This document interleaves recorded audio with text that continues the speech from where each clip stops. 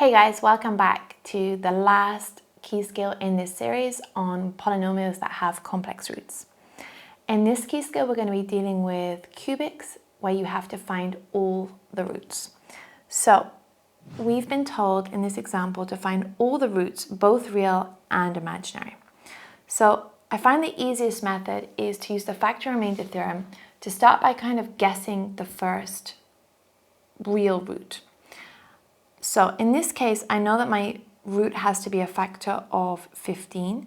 So I'm going to start by guessing. I'm going to say, here's a big tip. You can start by trying with 1 and 15, 3 and 5, or changing the signs around a little bit. I'm going to start with 3. So I'm going to say, imagine that one of the roots would be 3. So let's see if that works. This is a bit of a trial and error to guess the first one. Oh, that never happens. I actually got it first time, so I am delighted with myself. So I know that the first root is z equals to 3. Now that means by the Factor and Remainder Theorem that z minus 3 is a factor. Now that's super useful information to me because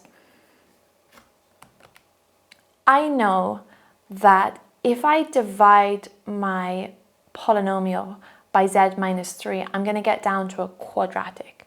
If I've got a quadratic, I'm going to really be able to find the roots by either using complete the square or discriminant or factorization. I've got a lot of methods once I've got down to from a cubic equation down to a linear and a quadratic. So what I'm going to do is I'm going to use my long division skills, and I have got videos on that, to rewrite this cubic equation as a product of a linear factor, which is, this is my linear factor, and a quadratic. So let's see how that works. I've got z minus 3.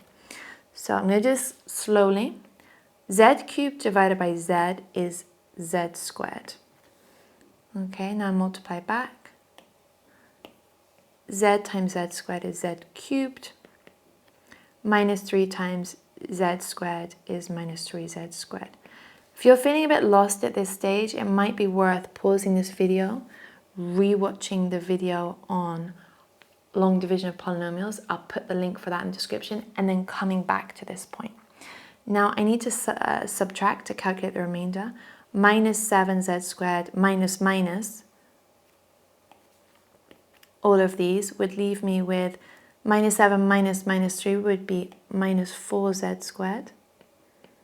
And again, I need to start the algorithm again. So I need to divide by z minus 4z.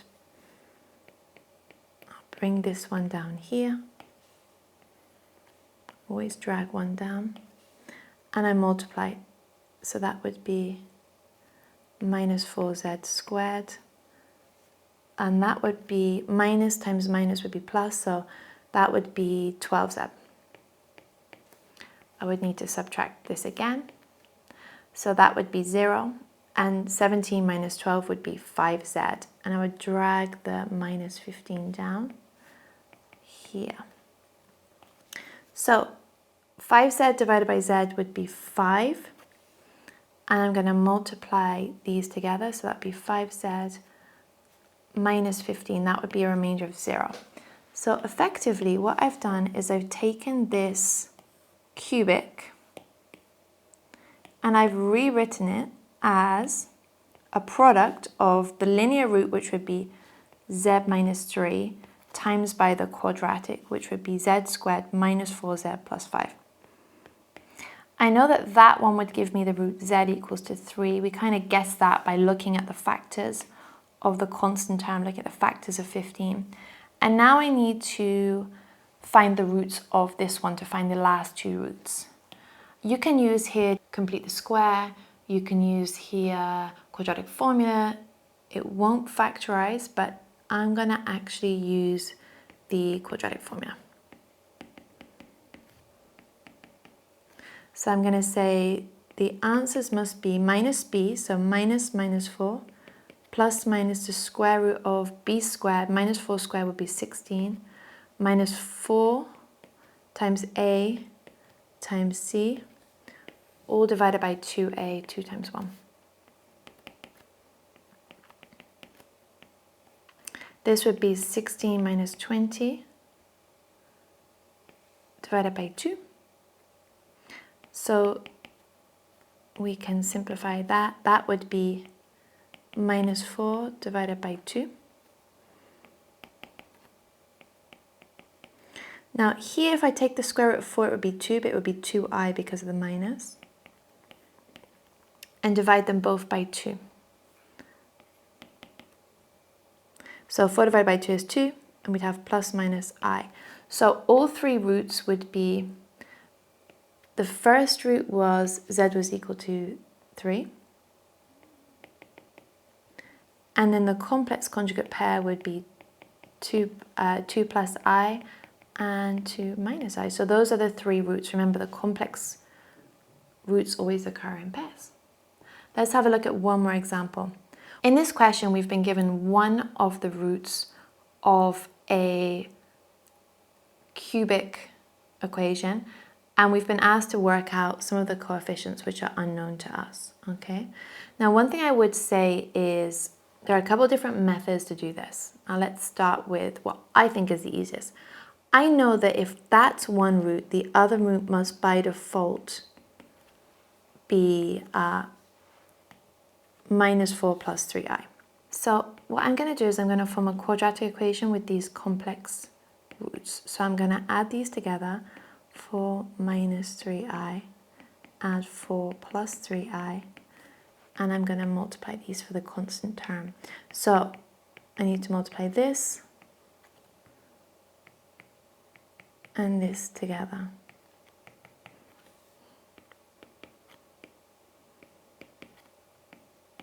And that's going to be 8.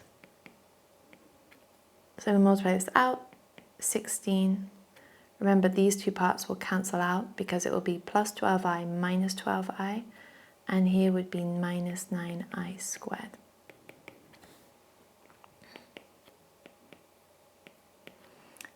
This would be 25 because it would be 16 minus minus 9. Now I can kind of logic this out here at this stage by guessing. I can say this must be the linear root, and then this must be the quadratic root.